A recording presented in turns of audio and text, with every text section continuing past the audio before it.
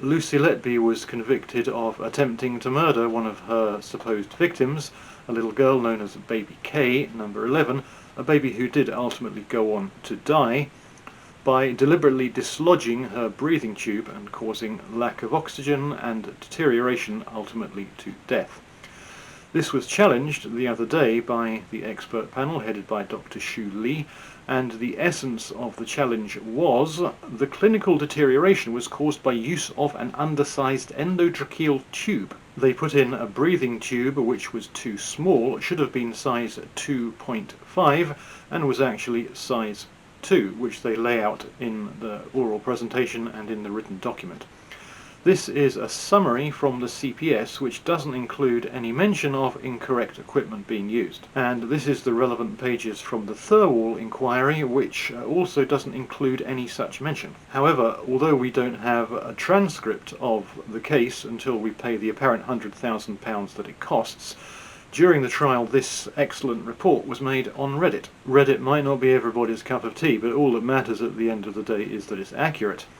And anybody coming to this matter on the basis of the expert panel the other day might think that this issue of the smaller breathing tube was coming out for the first time, but it absolutely wasn't. It was talked about entirely during the original trial. This is the relevant day, this is Ravi Jayaram, and this is the relevant part. The initial intubation process is discussed. A doctor has 30 seconds to attempt the intubation procedure. The court hears the intubation was done on the third attempt with a smaller size 2 ET tube. He says ideally a 2.5 tube would be used, but in these circumstances a size 2 tube was sufficient. I believe this is Ravi Jayaram taking full responsibility, assuming all this is correctly reported. On we go. Dr. Jayaram said he was looking at child K, he disconnected the ventilator from the ET tube and he tried to give breaths via the ET tube, but child K's chest was not moving. He doesn't seem to realise at this point that the problem was that the tube was too small. He said he switched into professional mode to resolve the situation and it didn't make sense why the tube was dislodged. Rather bad choice of words. Professional mode should start the moment he signs on for his shift. He said he removed the tube, which wasn't blocked, and put a face mask to ventilate child K. Dr. James Smith re-intubated child K, and the same ventilator settings were selected, indicating Dr. Jayaram tells the court child K had not been declining. The tube was removed, child K was bagged via a face mask, and SATs recovered quickly. A size 2.5 ET tube was placed. The size of the tube did not have an impact on the previous ventilation, Dr. Jayaram tells the court, as child K was ventilating effectively and did not have an impact on the sudden deterioration. If it was the case that in these circumstances a size 2 tube was sufficient, why was it then that a size 2.5 ET tube was placed? Dr. Lee's panel had this to say about that. The clinical deterioration was caused by use of an undersized endotracheal tube. The consultant, that's Ravi Jayaram, did not understand the basics of resuscitation, air leak, mechanical ventilation, and how equipment that were commonly used in the unit work, e.g. neopuff and capnograph. To put it starkly, they are basically accusing the consultant and the doctors of instigating the process which led to the little girl's death.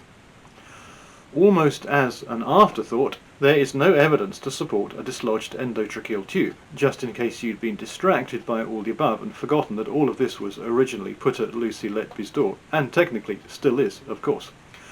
So without any focus on the wrong-sized tube in terms of why the baby deteriorated and later died, they were left conjecturing about a dislodged tube. This was the nurse involved. Asked about her ET tube dislodged, removed and re-intubated, nursing note Miss Williams tells the court there was a query that the ET tube had been dislodged. The defence lawyer, Mr. Myers, asks if ET tubes can be dislodged if a baby moves or not. Miss Williams agrees. There was clearly doubt, but they seemed left with nothing else because there was no focus in terms of what led to the deterioration on the wrong tube, which was doctor fault, and only on an apparently dislodged tube, which was nurse's fault.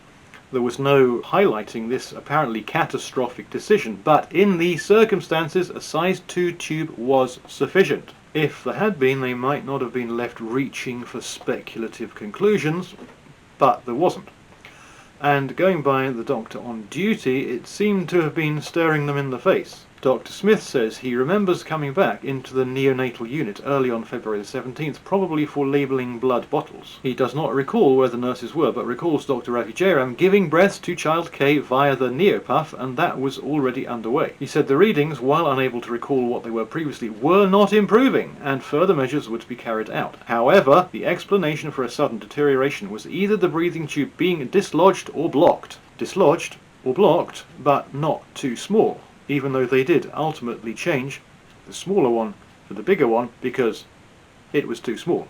They didn't put the deterioration down to that.